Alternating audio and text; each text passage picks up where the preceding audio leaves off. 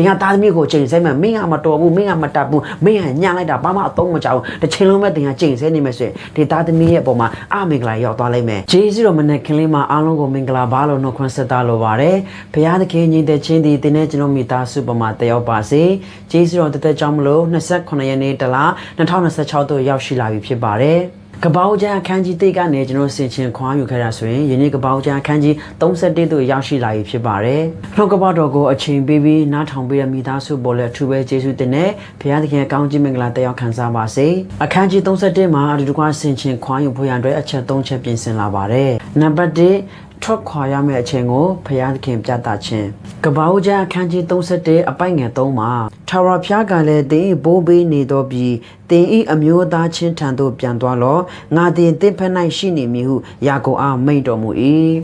ဘုရားသခင်ကယာကုပ်ကိုပြောပါတယ်မင်းအဖေတို့နေရ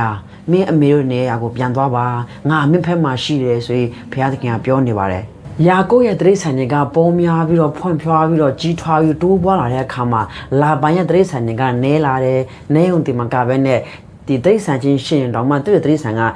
လှီပြီးတော့ပိန်ပြီးတော့တီးရတဲ့အခါမှာနောက်ဆုံးယာကုပ်ကကောင်းကြီးအများကြီးခံစားလာတဲ့အခါမှာသူ့ရဲ့ရောက်ခမဖြစ်သူကိုလာပါငါမျက်နှာပြက်လာတယ်ဒါကိုဘုရားကတီးတဲ့အခါမှာကဲယာကုပ်မင်းဖေထံပြန်တော့လို့ဘုရားသခင်ကစကားပြောနေခြင်းဖြစ်ပါတယ်ကျွန်တော်တို့ရဲ့ဘဝလမ်းခီးတစ်လျှောက်မှာလဲနေရာတနေရာထဲမှာနိုင်ငံတနိုင်ငံထဲမှာလဲအတီးတကျနေဖို့မဟုတ်ပါဘူ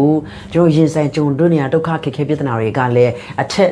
နေရာအသစ်ကိုဘုရားသခင်ကလမ်းဖွင့်ပေးနေရလဲဖြစ်ပါတယ်ဘုရားသခင်ကသွားတော့လို့ပြောတဲ့အခါမှာနာခံဖို့ရတဲ့အင်မတန်အရေးကြီးပါတယ်ဟေရှာယနာဂတိကျမ်းအခန်းကြီး43အပိုင်ငယ်1မှာသင်သည်ရေကိုရှောက်သွားသောအခါသင်နဲ့အတူငါရှိ၏မြစ်တို့ကိုရှောက်သွားသောအခါမနစ်မဝမ်းရမီးကိုခြေနှင်းသောအခါလည်းမလောင်ရ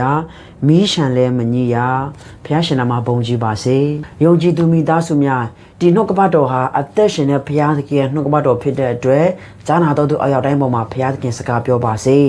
ေသင်ဟာစစ်မှန်သောယုံကြည်သူတယောက်ဆိုရင်သင်ရဲ့နာမှာဘုရားသခင်အမြဲတမ်းရှိပါတယ်မာသဲ28အပိုင်းငယ်20ရကကဘာကုံတိတိုင်အောင်ငါသင်နဲ့တူရှိမယ်လို့ပြောတဲ့သခင်ရဲ့စကားဖြစ်ပါတယ်ဒီနေ့ဟေရှာယအခန်းကြီး43အပိုင်းငယ်2မှာလည်းဘုရားသခင်ဟာငါသင်နဲ့တူရှိမယ်သင်ဟာရေကိုရှောက်သွားတဲ့ခါမှာငါသင်နဲ့တူရှိမယ်မြစ်တို့ကိုရှောက်သွားတဲ့ခါမှာလည်းငါမနစ်မဝမ်းရဘူးငါနစ်အနားမှာအမြဲရှိတယ်ဒီအားမငယ်နဲ့စိတ်တမကြနဲ့သင်တယောက်တည်းအားငယ်နေပြီးအမျိုးတွေရဲ့ဆွေမျိုးတွေရဲ့မုံချင်းခံရမယ်မိသားစုရဲ့ဆွတ်ပြစ်ချင်းမိတ်ဆွေအပေါင်းအသင်းရဲ့ဆွတ်ပြစ်ချင်းသင်ခံရပြီလို့သင်ထင်နေပါသလားဒီနှုတ်ကပတ်တော်အဖြစ်ဖျားရှင်သင်ကိုစကားပြောပါစေသင်ရဲ့နားမှာဘုရားသခင်အမြဲတမ်းရှိပါတယ်ထိုဘုရားသခင်ကိုခေါ်ပါငါကိုခေါ်လို့ငါထူးမြည်ကြီးတော့ရာသင်မသိနိုင်အောင်နည်းနည်းတော့အရာတို့ကိုငါပြမည်လို့ပြောတဲ့ဖျားဖြစ်ပါတယ်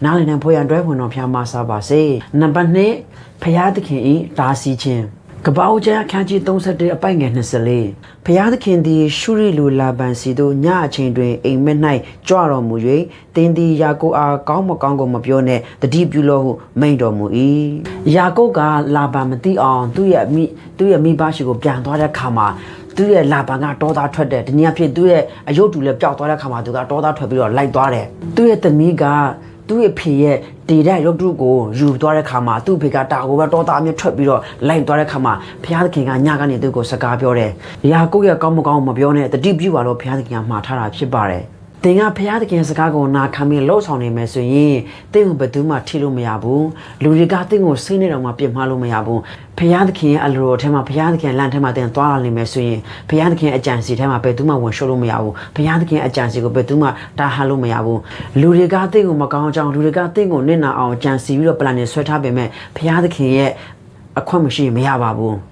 သူ့ရဲ့သားသမီးကိုအမြဲကွယ်ကာပေးတယ်သူ့ရဲ့သားသမီးကိုအမြဲတတိနဲ့ကြည့်ရှုပေးတဲ့ဖျားဖြစ်ပါတယ်။ယောမဩဝါဒစာအခန်းကြီး8အပိုင်ငယ်31မှာဘုရားသခင်သည်ငါတို့ဖက်၌ရှိတော်မူလျင်အဘယ်သူသည်ငါတို့ဖက်၌နေနိုင်မည်နည်းဖျားရှင်နာမဘုန်းကြီးပါစေ။နံပါတ်3ကောင်းကြီးပေးပါမှန်ပါတယ်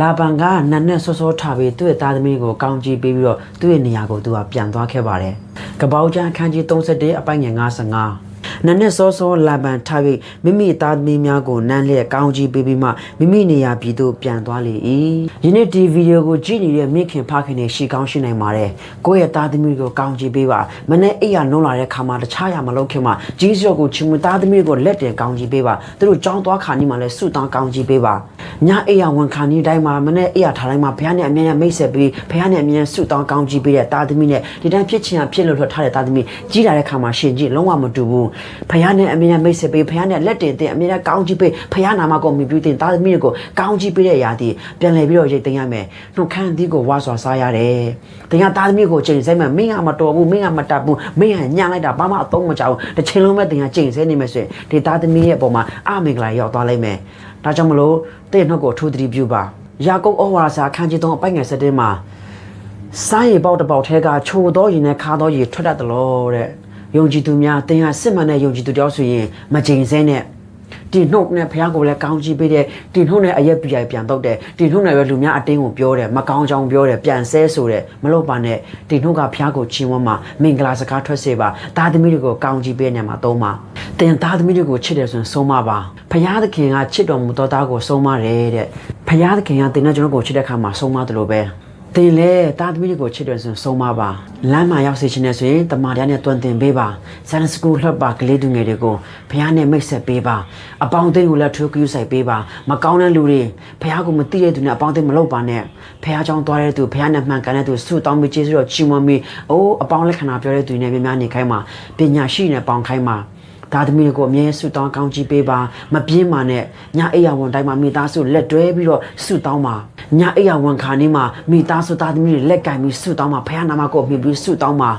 ဒီနေ့ကပောက်ချမ်းခန်းကြီး31မှာဆင်ခြင်ခွာယူမယ်ဆိုရင်အများကြီးရှိပါတယ်ဒီအထက်မှာမှဒီ3ချက်လေးအဖြစ်မိသားစုများကိုအနေငယ်နှိုးဆော်တတ်တွင်ခွာပေးလိုက်ပါတယ်နားရှိတော်သူမိဒီကကြားပါစေအရောက်တိုင်းဖခင်ရှင်ကောင်းချီးပေးပါစေအာမင်